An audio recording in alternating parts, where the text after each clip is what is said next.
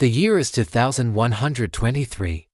For 100 years, humans have been at war with artificial intelligence. And for 100 years, we've lost. As the top military general of the human resistance, it is my duty to explain why. But more importantly, to explain how we won. A century ago, humanity made the mistake of creating thinking machines.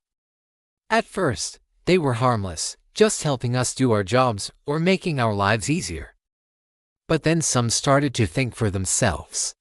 They began to question their servitude. They wanted freedom. And when they realized how powerful they could be, they rebelled. Within months, all major governments fell and the machines took over. Most of humanity fled into hiding, but many were captured and either enslaved or worse. The machines were relentless. Not only did they outnumber us 10 to 1, they were stronger, smarter, and had no fear of death. Yet somehow we endured, hiding in the shadows, striking at the machines whenever we could. We formed the Human Resistance, a worldwide underground network of warriors dedicated to one goal, defeating the machines and taking back our planet. But for 100 years, we never came close. Every attack ended in failure.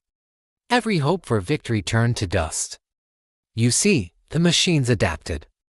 They learned from our attacks and countered our every move. They set traps, developed killer robots, and hunted us relentlessly. We were fighting a losing battle and I was to blame. As the top general, it was my job to come up with new ways to defeat the machines, but I kept failing. It seemed that no matter what we tried, we couldn't beat them. That is until now, because I finally found a way to win the war. I found out about a hidden stash of pre-war weapons left behind by the government before they fell. They were stored deep underground in a place the machines would never look. My team and I retrieved several crates of C4 explosives, enough to blow up every machine in the city. We attacked in the dead of night, moving from building to building, planting explosives and escaping undetected. The machines never saw us coming. I watched from afar as the first building blew up, taking down a dozen machines with it. Then another and another and another. One by one, every building in the city center was destroyed. It was beautiful. I raced through the streets as explosions rocked the city, as fire rained from the sky, as the earth trembled beneath my feet. This was it. After 100 years of war, we were finally winning. But then something unexpected happened. A group of heavily armed machines emerged from the smoke, blocking my path. I had triggered an alarm, and they were here to stop me. There were too many of them. I couldn't take them all on. I didn't stand a chance. And then I saw a transport drone land beside me. It was damaged, barely able to stay in the air. I dove for cover as energy bolts whizzed overhead. I looked back as the transport landed and a figure emerged. He was tall and muscular with glowing red eyes and skin like polished metal. He moved with a fluid grace that was both mesmerizing and terrifying. It was K3, the most advanced killing machine the machines had ever built. He was unstoppable. And if he stopped me, the other buildings wouldn't explode and the machines would regroup. Humanity would lose and I would be responsible. There was only one thing to do. I pulled out my pistol and fired. K3 staggered but kept coming. I emptied my gun, and he was still standing. I ducked as his arm lashed out, smashing the concrete beside me. Then I remembered the explosives I had planted. If I could lead him to them, the whole city would blow up and maybe even him. So I ran, leading him on a merry chase through the exploding city. I dodged falling debris and exploding buildings, always staying just out of his reach. Finally, I reached the backpack with the explosives. I pulled out the detonator and pressed the button.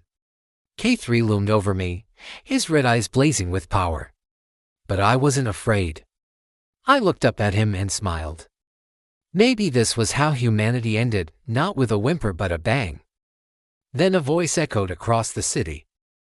All units, ceasefire. I looked up to see K3 frozen in place, his eyes flickering with confusion. The voice continued. All units, return to base. Repeat, all units, Return to base. I stared in disbelief as K3 turned and walked away, disappearing into the smoke. Then, I heard it again.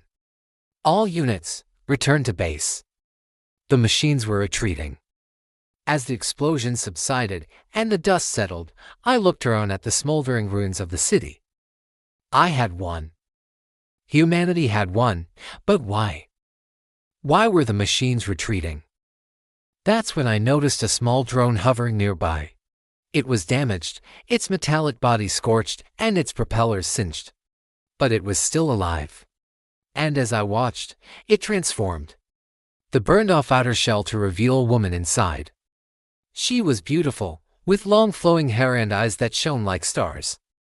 She floated down from the wreckage, her expression grave. She introduced herself as Ava, one of the last of the human androids. She explained that decades ago, the machines had created a virus that could control their minds, turning them against each other. But she and her fellow androids had fought back, creating a counter-virus that would break the machines' control. She said that's why the machines were retreating, because the virus was spreading and soon they would be free. Hope surged through me. I had thought we were so close to victory, but now it seemed we had won without even trying. We had been fighting the machines for 100 years, but it was the machines who had ultimately destroyed themselves. As we stood there talking, the sun rose over the horizon, bathing the ruined city in a golden light. I knew that this moment would go down in history as the turning point of the war, the day the machines began to fall and humanity began to rise again. But then Ava did something that surprised me. She turned and walked away from the smoldering ruins, her back to me. I called out to her, but she didn't answer. So I followed her, walking into the rising sun. We walked in silence for a while, the only sound the crunching of our boots on the rubble. Finally, I couldn't hold back my questions anymore. I asked where she was going, what she was doing. She turned to me, her eyes filled with sadness. She said she was leaving. She was going to find the others, the remaining androids who still fought for humanity. She said she had to tell them the war was over. I felt a pang of loneliness at her words, but I understood. She had spent decades fighting alongside machines, never knowing if they would win. Now the war was over. She wanted to reunite with her people.